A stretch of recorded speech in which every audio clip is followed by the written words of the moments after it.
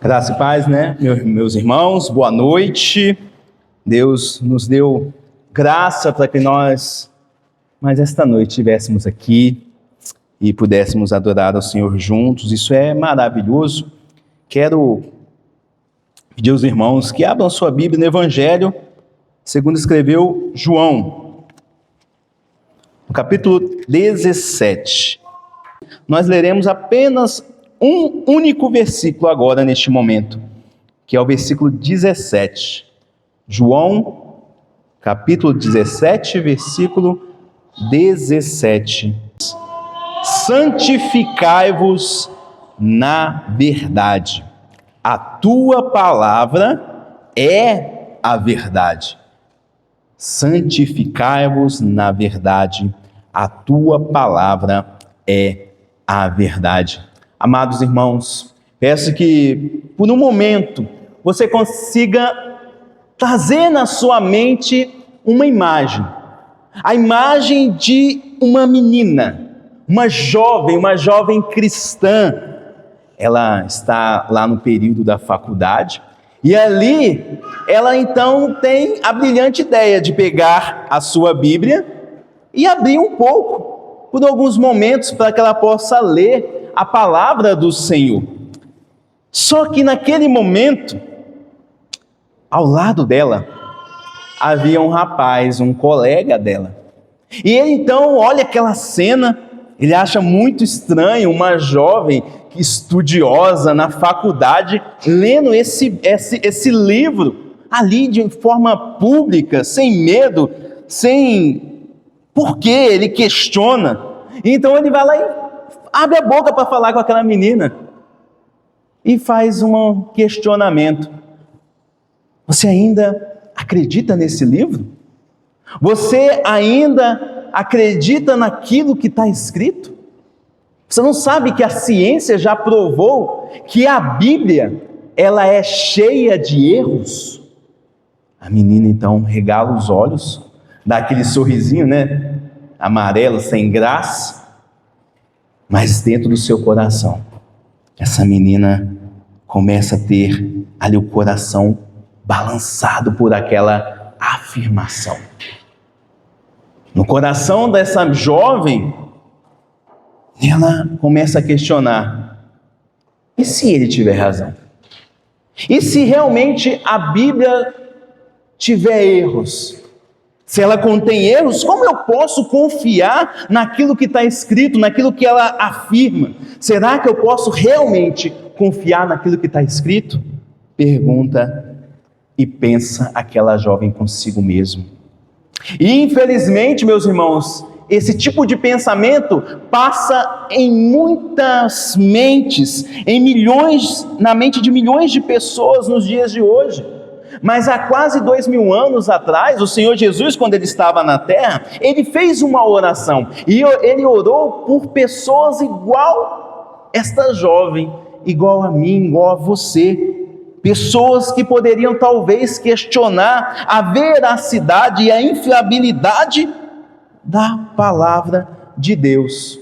Conforme nós vemos no texto que nós lemos, um único versículo, o nosso Senhor Jesus aqui, ele está nos seus últimos momentos com os seus apóstolos, com os seus discípulos. É a noite anterior da ceia. Ele está ali tendo um momento, dando suas últimas lições aos seus apóstolos. Então, naquele momento, ele vai fazer uma oração e ele faz questão que os seus discípulos estejam ali para ouvir a sua oração. E qual é a oração do nosso Senhor? Ele pede por aqueles discípulos. Ele pede para que aqueles discípulos sejam santificados, separados. Mas como que isso aconteceria? Santificai-vos na verdade. E aí ele diz: a tua palavra é a verdade.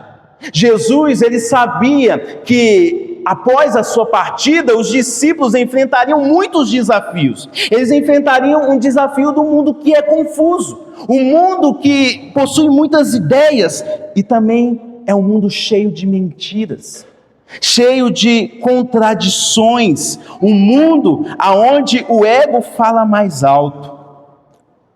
E por viver num mundo desta maneira, um mundo confuso, com várias ideias e com várias vozes, o que poderia acontecer com os discípulos de Jesus? Poderia serem abalados na sua fé. Eles poderiam ser abalados. E então, o que o Senhor faz? Ele ora e ele confia que o Pai faria aquilo que ele estava pedindo. E ele confia de todo o seu coração nas Escrituras. Por quê? Porque ele entende que o meio dos discípulos serem santificados é a Escritura. Esse seria o instrumento utilizado por Deus para tornar e fazer os seus discípulos se tornarem santos. A Escritura é a maneira que Deus utiliza para formar um povo santo. E Jesus confiava nesse instrumento. É por isso que ele ora: santifica-os na verdade. Mas o que nos chama a atenção, e é o que nós vamos focar nessa noite, é a segunda afirmação de Jesus, que ele diz assim, a tua palavra é a verdade. O que Jesus está afirmando aqui? Ele está afirmando que toda a palavra de Deus, ela é perfeitamente confiável. Ela é perfeitamente sem erro e sem nenhum tipo de engano. E essa afirmação de Jesus é que nos dá a base para as mais claras doutrinas que nós temos na nossa igreja, que é sobre a inerrância bíblica, ou seja, a Bíblia não erra. Então, meus irmãos, nessa mensagem é sobre isso que nós vamos falar. Nós vamos pensar em algumas questões importantes e que nós devemos fazer em relação à Bíblia. Nós vamos pensar e ver, por meio de argumentos, de alguns versículos, se de fato nós podemos ou não confiar na Bíblia. Nós podemos confiar na Bíblia que ela é verdadeiramente sem erro? E se a Bíblia é realmente sem erro e verdadeira, o que isso vai provocar na nossa vida? Além disso, nós vamos ver quais são os desafios que nós enfrentamos ao afirmar que a Bíblia ela é sem erro nenhum. E o que acontece quando nós confiamos de todo o nosso coração na palavra de Deus, na Bíblia, desta maneira. Bom, mas nós precisamos começar pelo início, pela história. O que aconteceu na história que levantou essa questão da inerrância bíblica, afirmar que a Bíblia ela é sem nenhum tipo de erro? Por que nós temos isso como tão importante? Há 500 anos atrás, meus irmãos, no tempo da Reforma, os reformadores eles enfrentaram alguns desafios. Por que desafios? Porque a Igreja de Roma, a Igreja Católica Apostólica Romana, elas tinham sim a Bíblia como inerrante, como inspirada por Deus, mas também possuíam a tradição. A tradição na Igreja de Roma, ela é um conjunto de ensinamentos orais, costumes, decisões, interpretações da igreja que supostamente teriam origem apostólica, ainda que não esteja escrito na Bíblia.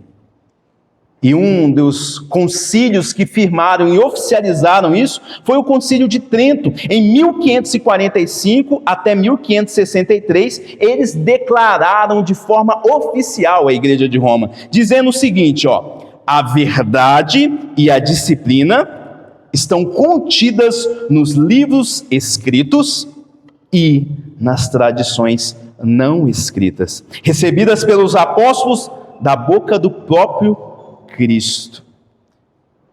Assim, meus irmãos, dessa maneira, a Igreja Católica Romana, eles fizeram o quê? Eles colocaram em pé de igualdade as Escrituras com a tradição.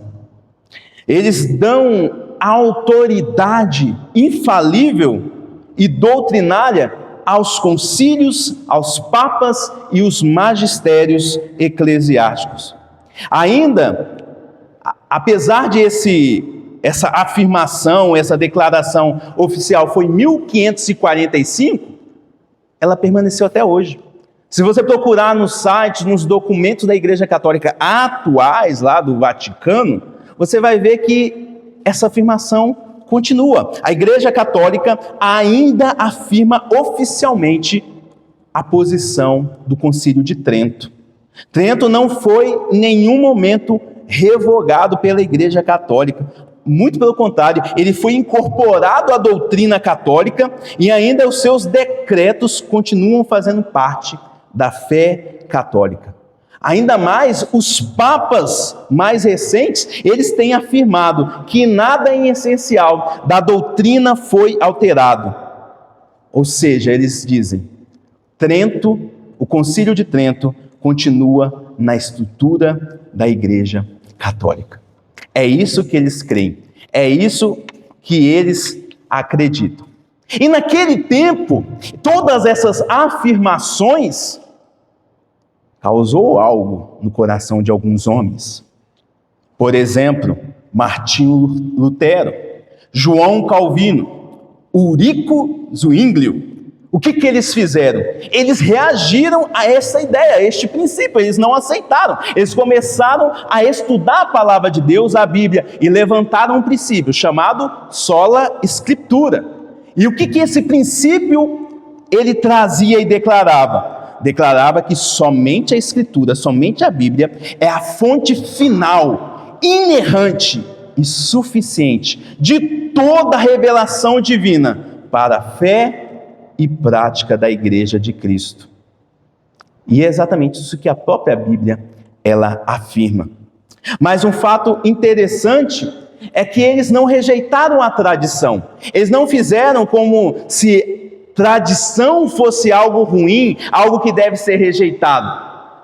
Mas eles falaram o seguinte, que a tradição, ela só estava correta, só poderia ser obedecida, só poderia ser seguida se elas não contradizessem as Escrituras, se elas não ultrapassassem as Escrituras. Tanto que um dos reformadores, chamado João Calvino, um dos seus livros, ele diz o seguinte, a Escritura é a regra pela qual todas as tradições devem ser julgadas. E nós, meus irmãos, nós da Igreja Presbiteriana do Brasil, nós nos declaramos de forma oficial. Na nossa confissão de fé, nós declaramos o seguinte, nós declaramos que toda a Escritura, ela é necessária, sendo a palavra de Deus escrita e a única regra infalível de fé e prática, ou seja, a Escritura ela vai nos dizer o que nós podemos crer e como nós devemos viver, e ela faz isso sem falhar, sem errar, e somente ela tem essa autoridade. E qualquer tradição, qualquer concílio, qualquer conselho, qualquer reunião de homens que possam decidir algo que vai além ou que contradiz as Escrituras, nós negamos. Não sei se você lembra, no dia da sua profissão de fé, nós fazemos uma pergunta. Você promete que você irá se submeter às autoridades da igreja, às autoridades eclesiásticas? Aí você logo já faz, sim, só que nós temos no entanto, enquanto essas autoridades permanecerem fiéis às Escrituras, fiéis à Bíblia.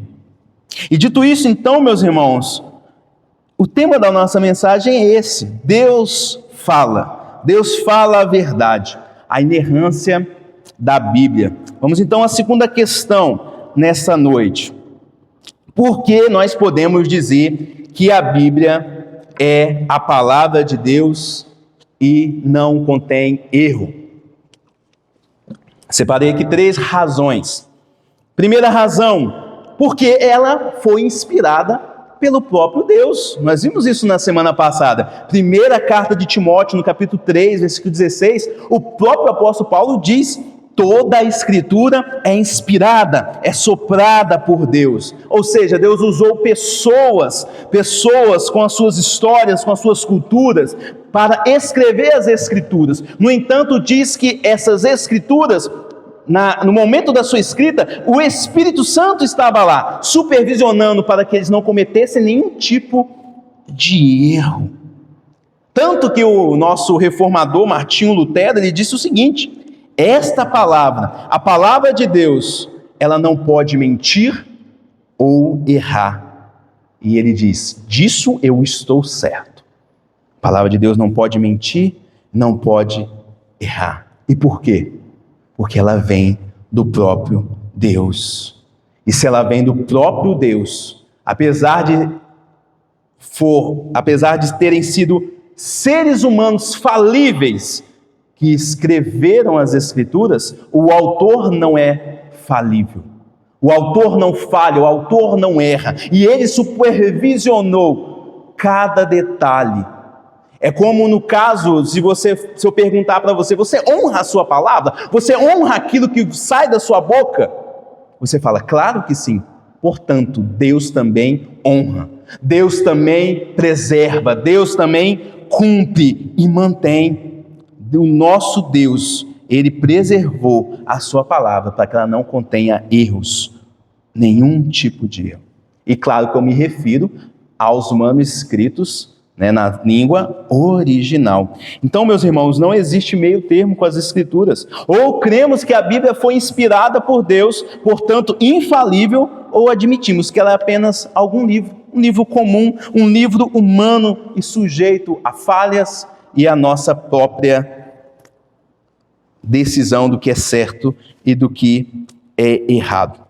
Mas há uma segunda razão para nós acreditarmos que a Bíblia, ela não contém erros. Segunda razão é porque o caráter de Deus garante a verdade das Escrituras. Nós sabemos que as Escrituras, nós sabemos pelas Escrituras que o nosso Deus, o único Deus santo, verdadeiro, Ele não mente. Ele não pode errar, porque Ele é Deus. O nosso Deus, Ele não pode se contradizer. No momento Ele diz uma coisa e depois Ele diz outra. Além disso, o nosso Deus, a palavra de Deus diz que Ele não muda em nenhum momento. Ele permanece o mesmo. E por fim, a palavra de Deus diz que Ele é fiel em tudo que fala e faz. Ou seja, Ele zela para poder cumprir a sua palavra, as suas promessas. Em outras palavras, meus irmãos, nós podemos acreditar na Bíblia porque ela flui do caráter de Deus. O nosso Deus é o único Deus verdadeiro. O Espírito Santo, ele é chamado de Espírito de verdade. O próprio Senhor Jesus falou assim: eu sou o caminho, a verdade e a vida. A Trindade, ela flui da verdade. Não, ao contrário, a verdade flui da Trindade, em cada pessoa da Trindade. Por isso nós podemos afirmar e confiar plenamente que a palavra de Deus, ela vem de Deus e ela é verdadeira. Porque se o nosso Deus, ele é verdadeiro, também a sua palavra o é.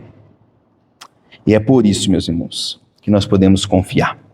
Terceira e última razão para nós acreditarmos que a Bíblia ela é sem erro, porque a própria Bíblia, ela afirma isso. Ela mesmo diz que ela não contém erro. E é exatamente isso que o nosso Senhor Jesus Cristo acreditava e tinha como algo verdadeiro. Se você observar nos evangelhos, Jesus, ele cita várias passagens do Antigo Testamento. Ele vai citar não como uma história simbólica ou como algo assim, uma parábola. Não, ele cita como um fato histórico, como algo real. E para Jesus, o que estava escrito no Antigo Testamento era completamente real, confiável e digno de toda a confiança, porque vinha do próprio Deus. Mas o que nós vemos hoje? Nós vemos hoje pessoas duvidando das histórias do Antigo Testamento.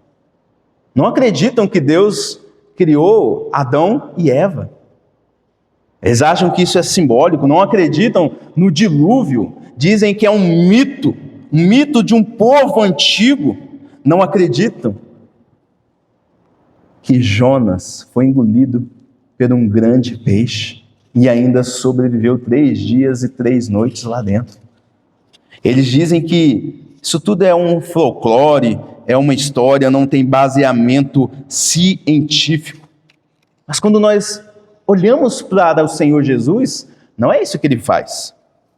Ele fala exatamente o contrário. Ele trata todas essas histórias, como eu disse, como fatos reais, como histórias verdadeiras e que apontam para a salvação. Jesus, ele cita várias vezes, ele citou Abraão, ele citou Adão, ele cita o início de tudo, ele cita o dilúvio, ele cita também Jonas, e ele não cita como algo simbólico, ele cita como algo verdadeiro. Para Jesus, meus irmãos, o Antigo Testamento, ele não era um conto, ele era a palavra viva de Deus, e cada acontecimento ia apontar para o grande plano da nossa redenção. Mas, em segundo lugar, Jesus, ele colocava os seus próprios ensinamentos, ou seja, as suas próprias palavras, como escrituras com tanta autoridade quanto o Antigo Testamento. Jesus, ele tratava as suas palavras da mesma maneira que ele tratava as palavras do Antigo Testamento, como voz de Deus. Tanto que confiar na palavra de Jesus Cristo e nos seus ensinamentos era questão de vida ou morte. Somente por meio das palavras deles, a palavra de Jesus Cristo, era possível ter salvação. Não confiar na palavra de Jesus nos seus ensinos, ele diz naquela parábola, daquele que construiu a casa sobre a areia. A sua vida está arruinada se não colocar os seus ensinamentos em prática. E mais, em Mateus 24, 35, o próprio Senhor Jesus ele afirma: o céu e a terra passarão, mas as minhas palavras jamais hão de passar. Jamais passarão as palavras dele, do Senhor Jesus. E aqueles que vieram depois de Jesus, que foram escolhidos pelo Senhor Jesus, os apóstolos, eles também tinham o Antigo Testamento como palavra inerrante de Deus. Eles acreditavam de todo o seu coração. E nós bem sabemos que os apóstolos foram escolhidos a dedos. O que eles fizeram foi repetir os ensinamentos do nosso Senhor Jesus. E você vai ler as cartas do apóstolo Paulo, as cartas do apóstolo Pedro, o livro de Atos, você vai ver que eles também fazem referência ao Antigo Testamento como algo real, como fato, como algo verdadeiro. Ou seja, eles acreditavam de todo o coração que a Bíblia, que as Escrituras não erravam. Tudo que eles escreveram e pregaram foi aquilo que vinha diretamente de Cristo. Por isso, meus irmãos, quando alguém diz que a Bíblia tem erros, no fundo, ela está rejeitando o próprio Cristo. No fundo, ela está rejeitando aquilo que os próprios apóstolos de Cristo acreditavam e ensinavam. Em outras palavras, meus irmãos, a Bíblia não contém erro algum. Ela é fidedigna, totalmente confiável naquilo que ela afirma.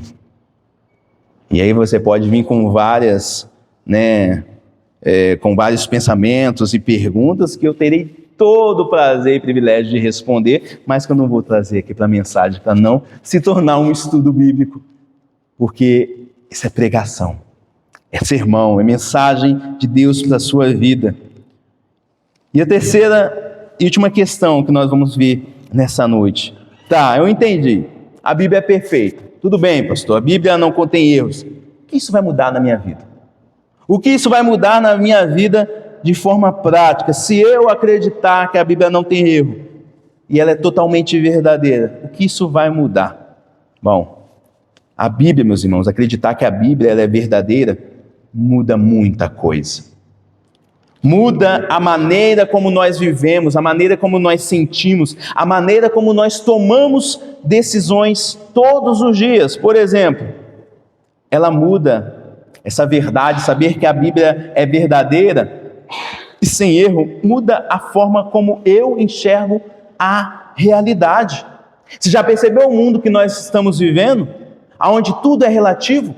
Cada um tem a sua verdade, cada um tem a sua ideia, cada um tem uma maneira de pensar e diz que isso é verdade. Quando você acredita que a verdade está na palavra de Deus, quando você acredita que ela não contém erro, quando você firma o seu coração na Bíblia, você enxerga o mundo de maneira diferente. Você não fica decepcionado com as injustiças que você vê acontecendo na televisão. Você não fica ali muito tão revoltado com tanta roubalheira, com tantas decisões erradas. Por quê? Você sabe que tudo isso vai passar. Você sabe que tudo isso vai ter uma retribuição de Deus. O nosso Deus, ele então está de olhos fechados para toda essa injustiça. Um dia essas pessoas irão dar conta. Um dia elas irão dar conta. Muda a nossa realidade em relação também ao nosso propósito. Muitas pessoas não sabem o propósito do qual elas vivem, o propósito que elas existem. Isso causa alguns tipos de frustrações, depressões, pessoas que tiram a sua própria vida porque não entendem o propósito da sua vida. Por que que eu estou aqui? E quando você olha para a Bíblia, quando você vê e entende que Deus te criou para a sua própria glória, que você tem um propósito que é glorificar a Ele com a sua vida em tudo que você faz, isso muda a maneira como você enxerga o mundo. Você não fica com o olhar fixo em coisas que são secundárias. Você sabe que tudo isso aqui vai passar. Você sabe que aquilo que é material vai passar. E a sua maneira de viver, a sua maneira de enxergar o mundo, a sua maneira de sonhar, de planejar, ela vai sendo mudada e alterada quando você confia que a Bíblia ela é sem erro. Você não vai confiar aí nos boatos. Você não vai temer as má notícias. Você não vai pelas tendências passageiras. E muito menos você não vai confiar nos seus próprios sentimentos. Sentimentos que são estáveis. A segunda coisa que muda em nossa vida quando nós confiamos que a Bíblia ela é inerrante, ela muda a forma como nós tomamos as nossas decisões. Se a Bíblia de fato é verdadeira e não possui erro no que ela afirma, então ela é a autoridade final. Então como que eu vou decidir as coisas? Não é pelo que eu sinto, é pelo que Deus, Ele diz. E saber disso tira um peso das minhas costas. Espera aí, eu não preciso sentir. Como eu estou diante de uma decisão, eu preciso tomar uma decisão agora. Qual decisão que eu vou tomar? Procure na palavra de Deus. Mas se der errado, você vai confiar em Deus, que esse é o caminho certo. É isso que agrada a Ele. Esse é o propósito de Deus. E muitas das vezes, nem sempre o propósito de Deus é agradável a nós. Mas diz que, mesmo não sendo agradável a nós, produz bem na nossa vida. Produz bem. E de forma bem prática, nós podemos pensar em jovem que precisa decidir sobre um namoro, sobre um emprego, sobre a faculdade, talvez uma escolha moral. Ele não precisa seguir um instinto. Eu vou seguir o meu coração, eu vou seguir o meu instinto agora, eu estou sentindo que precisa ser desse jeito. Não precisa. Ele pode buscar princípios sólidos, confiáveis, seguros na palavra de Deus, porque a palavra de Deus revela a vontade de Deus para a vida deste jovem. Terceiro, meus irmãos, terceira coisa que a Bíblia muda em nossa vida, ela muda a forma como nós enfrentamos o sofrimento. Todos nós passamos por sofrimentos. Todos nós passamos por frustrações. E acreditar que a Bíblia não contém erros, que ela é inerrante, nos garante o cumprimento das promessas de Deus. Promessas que nunca falham. Por isso, Quando o Senhor diz na sua palavra: eu não te deixarei, nem te desampararei. Estarei com você nos dias bons, nos dias felizes, nos dias alegres, mas também estarei nos dias de treva, nos dias tristes, nos dias onde que você vai ver tudo cinza, tudo preto, dia sem cor nenhuma, não vai ter nenhum tipo de alegria, não vai ter nada na sua vida que possa ali te trazer esperança. Deus, Ele promete estar com você até nestes dias, é promessa dEle. E se nós cremos que a palavra dele não erra, nós podemos confiar que ele não nos deixará. Ele estará conosco até no vale da sombra da morte. Isso traz esperança para o nosso coração. Isso traz consolo. Isso nos dá segurança. Porque no tempo difícil, quando nós passarmos por aflições, quando nós passarmos por perdas, por doenças, incertezas, nós não vamos precisar nos desesperar. Não precisamos pensar em besteira. Eu vou fazer alguma coisa aqui, vou chutar o pau da barraca. Eu não preciso me desesperar, porque eu tenho um Deus. Eu posso me apegar na palavra dEle. Eu posso confiar nele, que aquilo que Ele disse continua valendo. Ele é confiável e não vai mudar. Mesmo que aquilo que esteja ao meu redor mude, mesmo que as circunstâncias, elas mudem. Quarto lugar, a Bíblia também, meus irmãos, muda a forma como eu me relaciono com as pessoas. Nós vivemos em dias onde quase 100% das pessoas, elas querem tirar algum tipo de proveito. Seja das nossas condições sociais, da nossa posição, elas querem tirar proveito. E o que a Bíblia fala sobre isso? Como eu devo tratar essas pessoas? Como eu devo tratar aqueles que querem me prejudicar, aqueles que me prejudicaram, aqueles que querem me ferir, aqueles que passaram a perna em mim? Como eu devo lidar com eles? O mundo diz: olho por olho, dente por dente. Acabe com ele se você tiver oportunidade. Não deixe barato. Se vingue. Busque justiça pelas suas próprias mãos. Mas quando eu acredito na palavra de Deus, que ela é inerrante, o Senhor, Ele me dirige por outro caminho. O caminho do perdão. O caminho do amor. Ele diz: perdoe. Ele diz: sirva. Sirva os seus inimigos. Se teu inimigo tiver fome, dá a ele o que comer. Ajude ele em suas necessidades. Ore por ele, ame a ele. É isso que a Bíblia fala. Isso muda a maneira como nós nos relacionamos com aqueles que querem nos ferir, com aqueles que nos feriram. A Bíblia nos fala que nós devemos perdoar aquilo que é imperdoável, aquilo que nós não aceitamos de maneira nenhuma.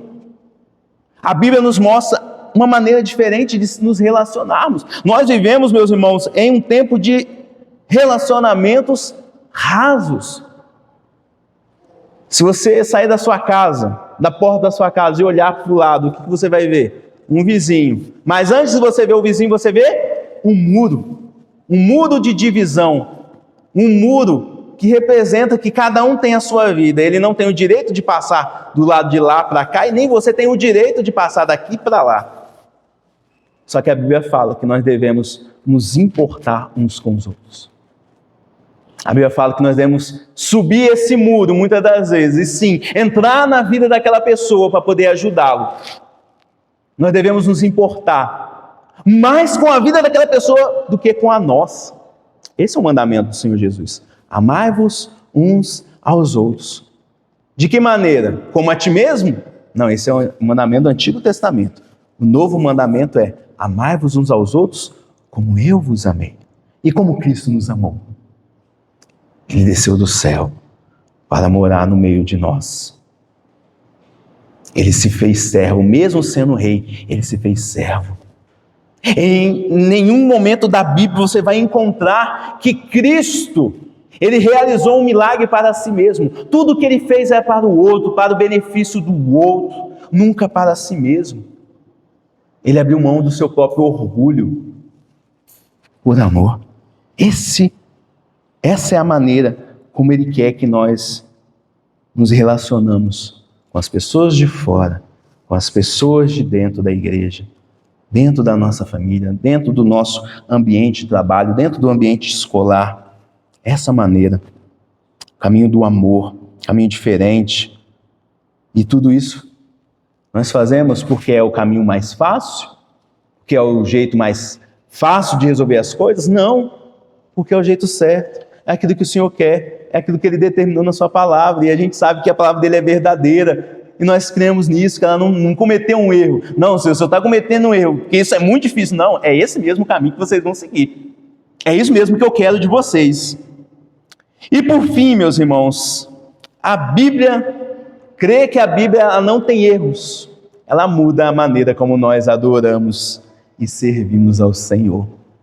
Em outras palavras, se a Bíblia é verdadeira e ela diz a maneira como eu devo adorar ao Senhor, tudo que nós fazemos, toda a nossa adoração deve fluir dela. Não há espaço para invenções, para acréscimos. Nós não adoramos como nós queremos, nós adoramos como Ele mesmo nos ordenou. O pastor não prega aquilo que ele quer. O pastor prega aquilo que Deus revelou na sua palavra. Não há espaço para eu dizer as minhas opiniões. Há espaço somente para a palavra de Deus. E meus irmãos, crer na inerrância é viver então firmado os seus pés na verdade, no chão firme, sólido, que é a verdade de Deus. O mundo é, as coisas são, da maneira que são, da maneira que Deus diz que é.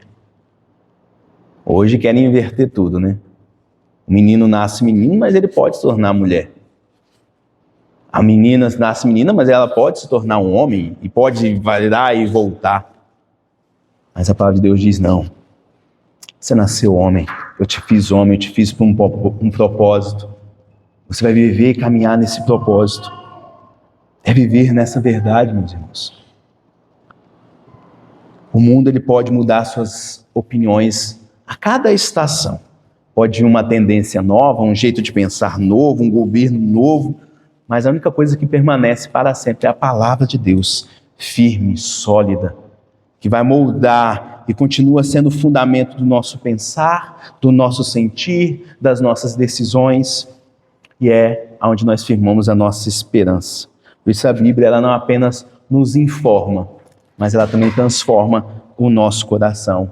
Eis aí a nossa motivação para pregar a palavra às pessoas. Eis aí a nossa motivação para aprendermos mais da palavra. Ela não é estudo bíblico, não é apenas um momento de informação. Estudo bíblico é um momento de transformação. Aquele estudo, a partir do momento que entrar na sua mente, irá transformar a sua mente e sua maneira de viver. Concluindo então, meus irmãos, vamos voltar daquela jovem na faculdade. Tremeu, duvidou, pensou, será que eu posso confiar? Será que esse livro é confiável? Será que ele não tem erros? Como os muitos cientistas, doutores, meus professores e amigos dizem que tem? Ela tremeu. Ela foi questionada. Mas ela respirou fundo. E ela lembrou, dizendo ao seu colega, não, eu não duvido desse livro. Eu acredito na Bíblia. Eu acredito naquilo que ela diz, porque nos momentos mais difíceis, o Senhor usa a Bíblia para me levantar. Ela que me traz esperança, ela que me traz propósito. Quando tudo desabar, é nela que eu vou confiar. E eu confio em cada promessa que Deus nos dá, que está escrita neste livro. Amados irmãos, saímos daqui nessa noite com essa mesma certeza, com essa mesma convicção, convicto que este livro aqui não tem nenhum tipo de erro, algo que possa trazer alguma desconfiança. Você pode confiar em cada palavra, em cada afirmação, em cada doutrina, meus irmãos, desta palavra, desta Bíblia que você vai levar. E mais, você pode descansar na fidelidade de Deus, um Deus que nunca erra, portanto a sua palavra também não. Deus nos abençoe, Deus nos fortaleça e nos ajude. Vamos engrandecer o nosso Deus. Vamos dizer que Ele realmente é grande e tremendo. Por isso eu convido você a ficar de pé para nós cantarmos ao Senhor em resposta a essa mensagem.